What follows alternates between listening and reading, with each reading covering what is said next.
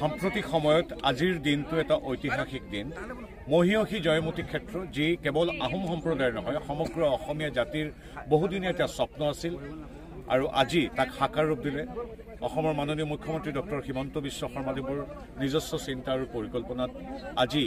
আমাৰ শিৱসাগৰ জিলাৰ নাজিৰাৰ ঐতিহ্যমণ্ডিত মাদুৰী মহাসতী জয়মতীৰ জন্মস্থান মাদুৰীত আজি এক বিশাল এলেকা জুৰি জয়মতী ক্ষেত্ৰ যি স্থাপন হ'ব তাৰ আধাৰশিলা আজি স্থাপিত হ'ল মোৰ সৌভাগ্য এই অনুষ্ঠানত অংশ লৈছোঁ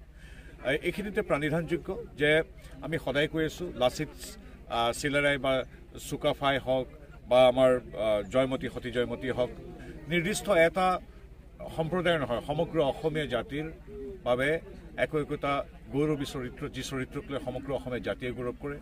আৰু আমি ধন্যবাদ জনাইছোঁ কেৱল এগৰাকী মন্ত্ৰী বা ডক্টৰ হিমন্ত বিশ্ব শৰ্মাদেৱৰ সহযোগী হিচাপে নহয় এগৰাকী গৌৰৱী অসমীয়া হিচাপে গৌৰৱী আহোম হিচাপে মই ডক্টৰ হিমন্ত বিশ্ব শৰ্মাদেৱক ধন্যবাদ জনাইছোঁ যে প্ৰতিটো জাতি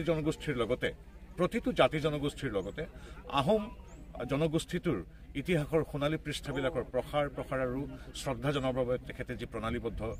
পদক্ষেপ হাতত লৈছে অন্যান্য জাতি জনগোষ্ঠীৰ দৰে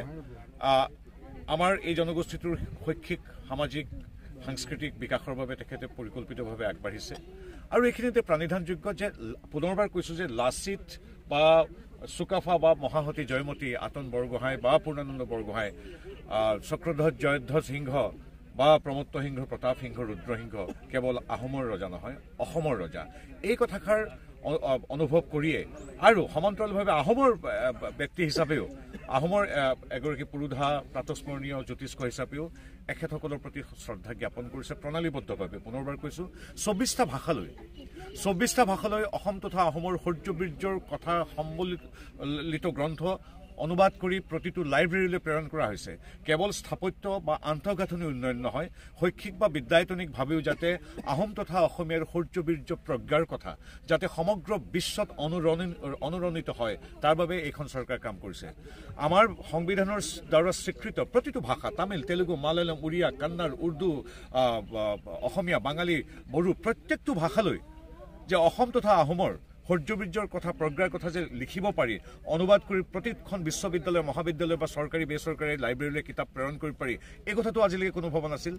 গতিকে এগৰাকী অসমীয়া হিচাপে আহোম হিচাপে ডক্টৰ হিমন্ত বিশ্ব শৰ্মাক মই ধন্যবাদ জনাইছোঁ আপোনালোকে সকলোৱে জানে যে আলাবৈত একেদিনাই মোগলৰ বিৰুদ্ধে 10,000 আহোম তথা অসমীয়া সেনাই প্ৰাণ আহুতি দিছিল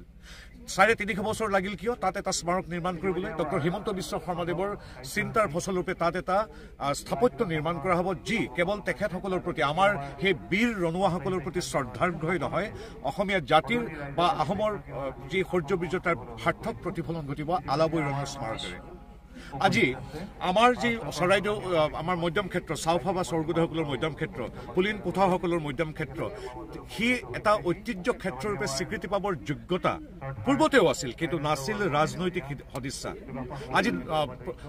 ডক্টৰ হিমন্ত বিশ্ব শৰ্মাদেৱৰ তৎপৰতাত মোদীদেৱে একমাত্ৰ আবেদনৰূপে আমাৰ চৰাইদেউক প্ৰেৰণ কৰিলে আৰু আজিৰ তাৰিখত বিশ্ব ঐতিহ্য ক্ষেত্ৰৰূপে স্বীকৃত আগতেও আছিল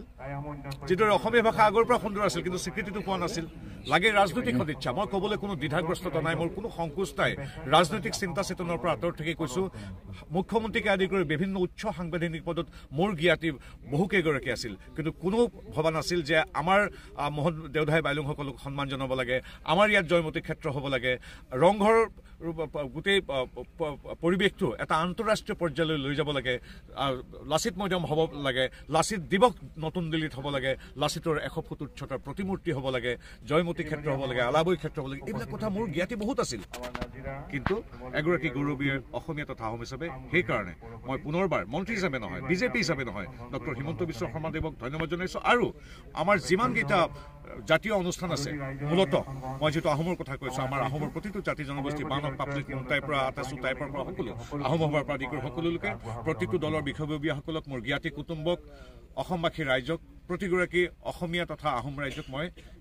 এই চেগতে এই ঐতিহ্যমণ্ডিত জয়মতীৰ জন্মস্থানৰ পৰা ধন্যবাদ জনাইছোঁ ডক্টৰ হিমন্ত বিশ্ব শৰ্মাদেৱক ধন্যবাদ জনাইছোঁ ফুৰাটাই সকলোকে কুশলে কিমান টকা ব্যয় কৰা হ'ব আৰু কেতিয়া সম্পূৰ্ণ হ'ব? এতিয়ালৈকে প্ৰথম পৰ্যায়ত 50 কোটি টকা বুলি ধৰা হৈছে আৰু খুব যুদ্ধকালীন ক্ষেত্ৰতে কৰা হয় আপোনালোকে জানে যে আমি এটা টাইম এটা নিৰ্দিষ্ট সময়সীমা বান্ধি কৰোঁ যিদৰে আমি যেতিয়া আধাৰশিলা স্থাপন হৈছিল সকলোৱে কৈছিল লাচিত মৈদামটো বা কিমান দিন লাগে কিন্তু লাচিত মৈদামত আজি আমাৰ মোদী ডাঙৰে ইতিমধ্যে উন্মোচন কৰি গ'ল ঠিক সেইদৰে আমি ভাবোঁ যে অহাবাৰ যেতিয়া আহিব ডক্টৰ হিমন্ত বিশ্ব শৰ্মা পুনৰ ৰাইজৰ আশীৰ্বাদেৰে মুখ্যমন্ত্ৰী হৈ তেতিয়া তেখেতৰ হাতেৰে প্ৰথম বছৰতে এইটো মুকলি হ'ব বুলি আমি আশাবাদী